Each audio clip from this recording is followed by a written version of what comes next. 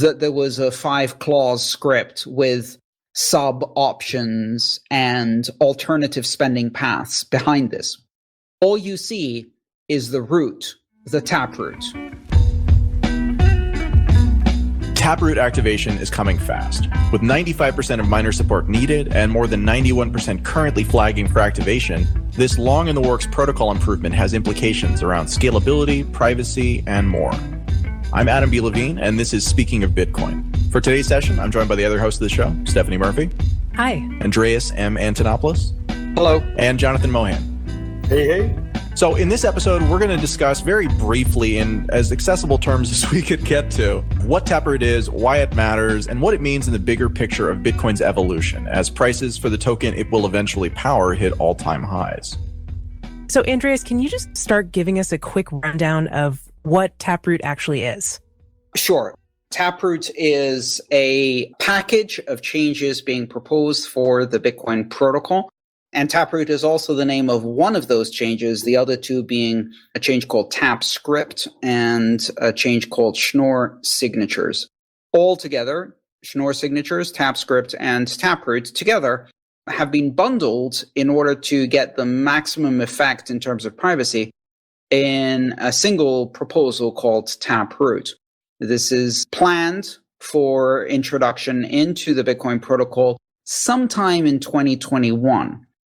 Okay, so what do these proposals actually do?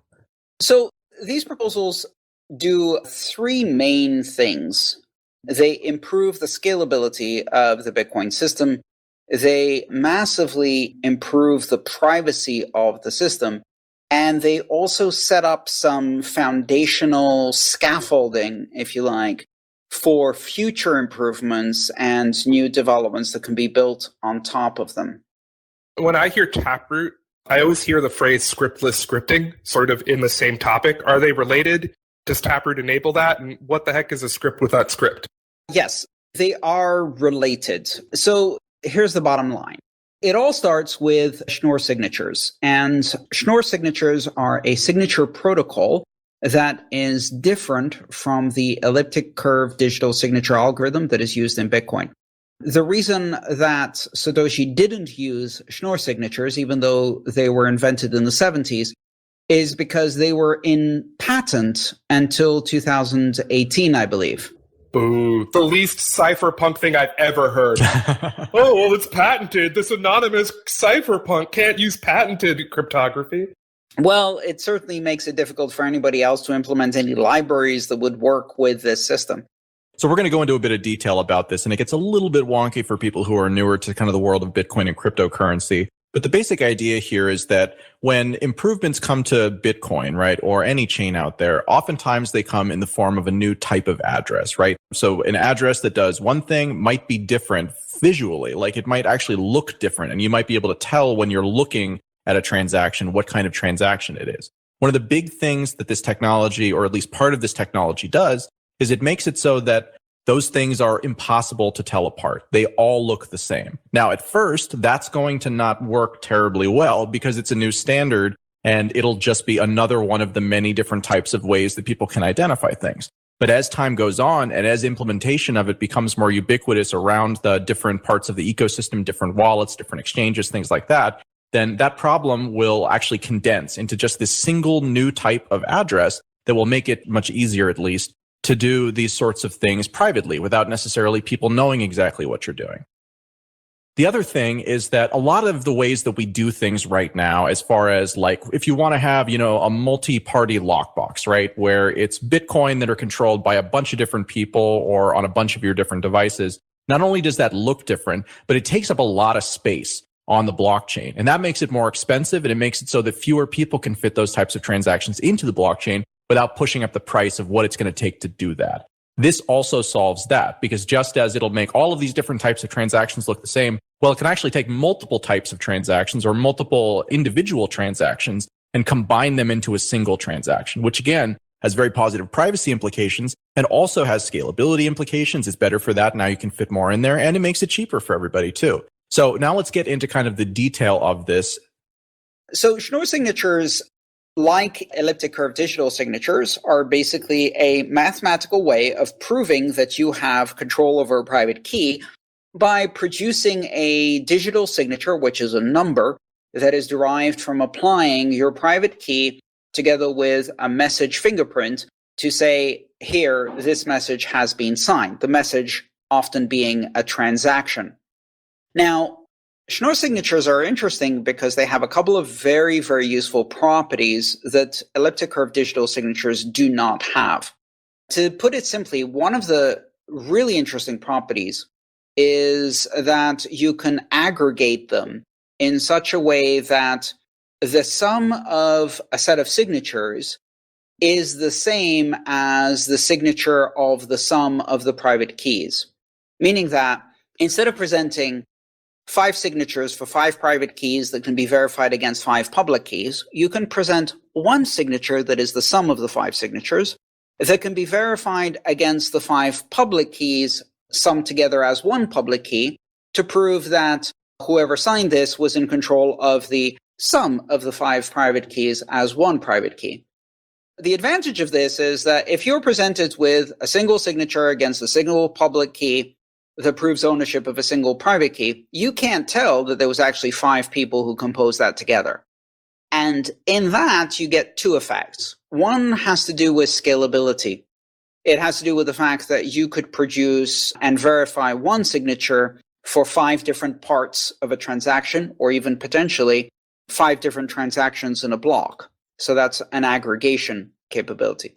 The other is that you can hide complex scripts as a single signature on a single public key, which makes it look like a simple payment. Let's take a specific example. Let's say you're closing a Lightning channel. A Lightning channel is a 2 of 2 multisig. If you sign that as a 2 of 2 multisig, everybody can see it. Everybody knows it's a Lightning channel. It's kind of obvious, right? But if instead you aggregate those 2 signatures as you're closing the channel, and you present it as a single signature on a single public key, no one can tell that this is a channel. It just looks like a straightforward payment the one person signed for. And that massively increases what's called the anonymity set. It makes every payment look like a simple payment, even if it's a channel, even if it's a multisig, even if it's a complex script. Now, just like we saw with the implementation of SegWit several years ago, once this goes into effect, if it goes into effect, but presumably it will, you would have to move coins into a Taproot compatible address in order to be able to do these kinds of transactions, or is that incorrect? Yes. First of all, Taproot introduces a new address type. It actually uses the versioning capability of SegWit. So what we have today as native SegWit addresses is SegWit version 0, which was introduced in 2017, and Taproot will be SegWit version 1. So today, addresses start with BC1Q, and SegWit v1 addresses, I believe, start with BC1P. And what that means is that we will see a slightly different address format, and to get the full benefits, you have to start using Taproot in your wallet, which means your wallet has to implement Taproot. So we're going to see a hodgepodge of wallets implementing this over time after it gets implemented in the Bitcoin protocol. Yes. So like the previous changes, this is backwards compatible. You don't have to use it. It will become available. Once it becomes available, it's a valid type, and then you can use it. If you decide to use SegWit v1 type scripts and addresses, then you can use all of the different functionalities. Now, so far, I've only talked about Schnorr signatures and the aggregating scalability and privacy capabilities of that. There's a couple of other changes happening here. So another big part of it is this idea of scripts. So scripts are basically like Bitcoin's version of smart contracts, right? You can build actual smart contracts at higher layers built on top of Bitcoin, but Bitcoin itself does support something that feels and works a lot like simple smart contracts in the form of these scripts, right, Andreas? That's correct. A script is a very simple type of program. And in Bitcoin, the programs only do one thing. They give you a true or false answer. True means you are allowed to spend this. False means you are not allowed to spend this. So if you can produce from the script an answer that is true, that means you've fulfilled all of the conditions and you can spend it.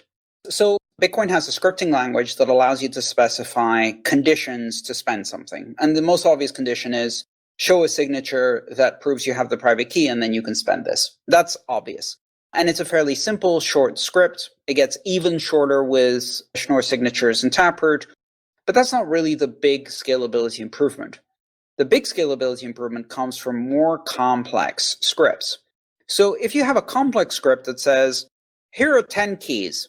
If 3 of these keys sign, then you can spend it. Or if 2 of these keys sign, but 90 days have passed, then you can spend it. Or if this key signs while producing a hash